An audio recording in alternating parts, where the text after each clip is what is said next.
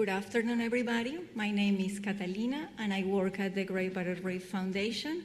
And my talk today is going to be a bit different from what you have here. No beautiful reef pictures or anything like that. It's going to be a story from the land and the catchment that's still very important, because it is about the Reef Trust Partnership Water Quality Program and how this initiative is supporting the resilience of the Great Barrier Reef. Before I start, I would like to acknowledge the traditional owners of the land in which we meet today and extend my respect to elders, past, present, and emerging leaders, and acknowledge the traditional owners attending this symposium. Well, I'm going to repeat a little bit what we have heard a lot, but there are a lot of threats to the Great Barrier Reef based on an assessment of a long list of pressures.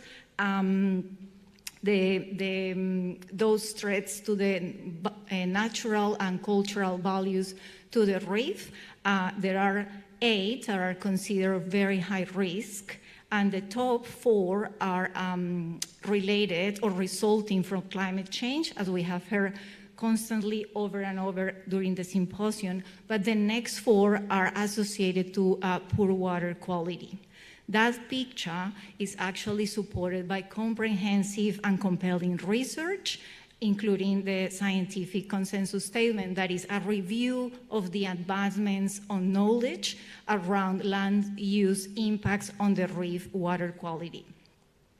But why we are dealing with poor water quality? Everyone has been constantly talking about it, but probably not just giving the story from the catchments. So there are 35 catchments draining over more than 400,000 kilometers of the Queensland coast and then into the reef. Since the European settlement back by the end of the 18th century, there are major changes in land use, and all that have increased pollutant loads, in particularly fine sediments, nutrients, and pesticides in particular catchments. So all that excess of land-based pollutant is primarily related to agricultural activities and, of course, impacts different parameters of the resilience of the reef. So the excess of fine sediment is primarily associated to the extensive land use of grazing across the Great Barrier Reef catchment. So it's huge, 77% of the area is used for grazing. And yes, there is another variables associated that increase the runoff and, of course, increase the erodibility and the potential for sediment displacement, but it's mostly related to grazing. While it's not so extensive, sugarcane crops also play an important role in this complex situation because, as you can see, they are in close proximity to the coast and to the reef, of course, and they are exposed to intense rainfall periods, and that all increases the runoff of nutrients and pesticides from farms to waterways and ultimately to the reef. So as part of the resilience-based management for the Great Barrier Reef, the Commonwealth and the state government joint efforts developed the Reef 2050 Water Quality Improvement Plan that guides us all, industry, government, community in general, on how we will be able to address water quality in support of reef resilience. So the plan includes management priorities at the regional and catchment level, and it includes water quality reduction targets, as you can see in the table. One example is in the wet tropics, in the Herbert River, is a high priority area for dissolving organic nitrogen with a reduction target of 70%, just an example. So in summary, this plan has guided the design and investment strategies of several water quality programs that started back in more than 10 years ago. And of course, it has guided as well the Reef Trust Partnership Water Quality Program that I work for.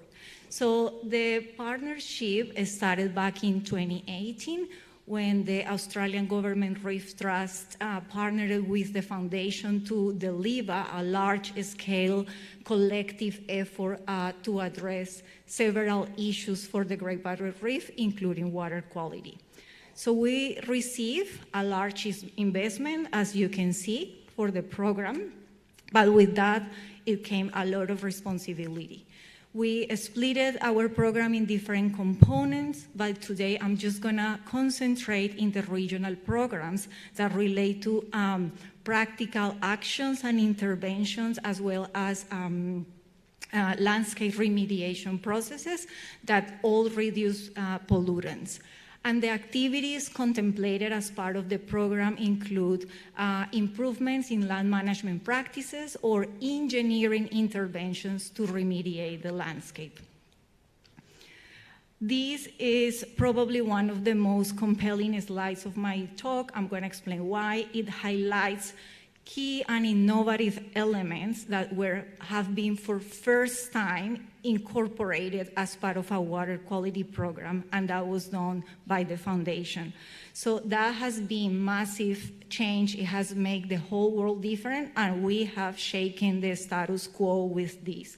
So we use modeling and set up some series of investment scenarios to be able to achieve the greatest reduction in priority pollutants in the most cost-effective way. So that's what we call our prioritization process. And on that basis, we were able to define targets at the regional and project level, and we incorporated those figures into the contractual commitments of our delivery providers. So we were holding them accountable for what they have compromised to deliver. So that drives the program by impactful actions, and it has been a game changer.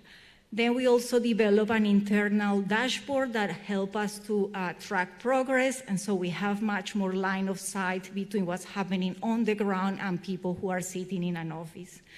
We have also developed robust governance models that are tailored to the regional needs, and we created a facility of technical experts that people on the ground can access to as required.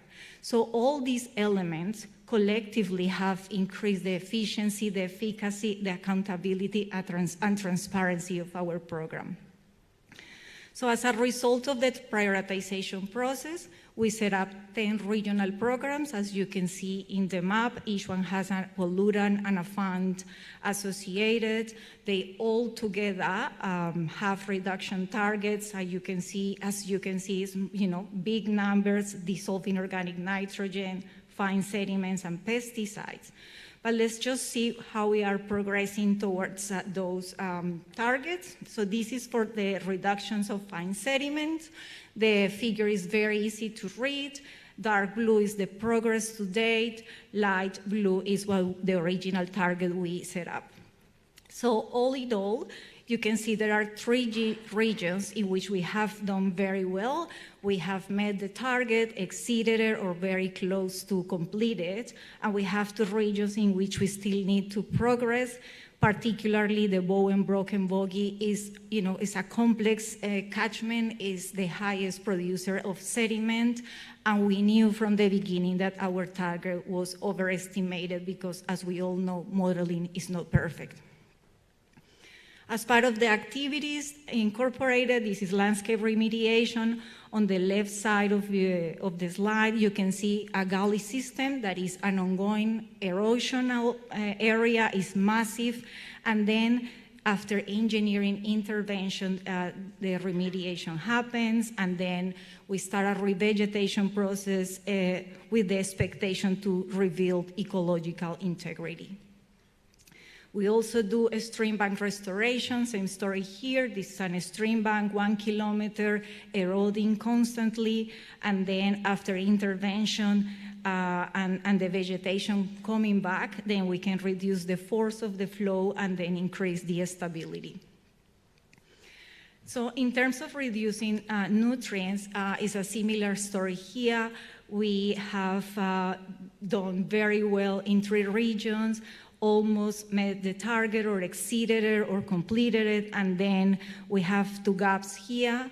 Those two regions are located in the wet tropics, exposed to very intense rainfall. Then again, potentially our targets were overestimated. So I guess the message is we need to concentrate in these regions for future investment. But all in all, we have progressed significantly. The pesticide story is very successful. We exceeded far away the target in the Mackay and Lower Burdekin, where they are priority. The project delivering this is amazing, is working with farmers to reduce the toxicity of the pest or the mix of pesticides that they use to protect aquatic ecosystems. The activities involved for the nutrients and pesticides is land management practices improvement for the condition. What you can see in the picture is an agronomic advisor working with a farmer. They introduce tools, they introduce technology to improve the decision making. This is just an image of soil variability, and then they can make decisions on being more precise on the amount of fertilizer that goes. So overall is reduced.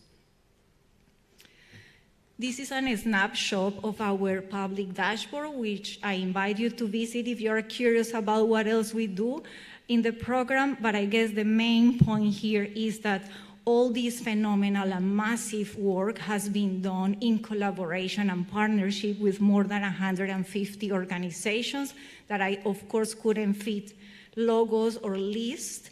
But they include researchers, universities, NGOs, the industry, the government, natural resource management bodies, traditional owners, and of course the agronomic organizations working on the ground.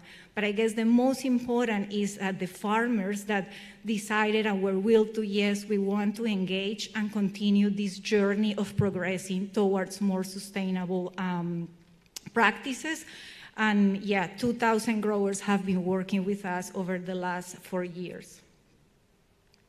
So my final thoughts is that the protections of coral reefs starts on the land, and of course this is mostly true for reefs that are adjacent to the coast, like the Great Barrier Reef.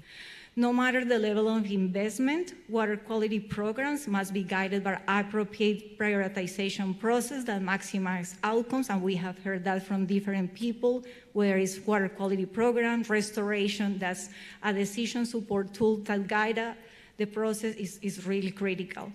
Then including pollutant targets has been a game changing for us, it's been challenging us, but I am still advocating for this to be embedded in upcoming water quality programs. And finally, the Reef Trust partnership has improved the model for water quality and have achieved significant pollutant reductions that are expected to improve the long-term resilience of the Great Barrier Reef. I want to thank my team. If you are online, I have the privilege to work with an amazing group of people, humans, as we know now. And they are professional, they are amazing, and this has been a massive job. So thank you all, guys, and thank you for listening.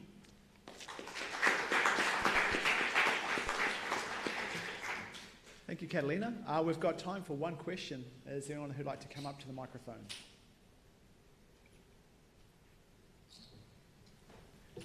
Can you go to the, sorry.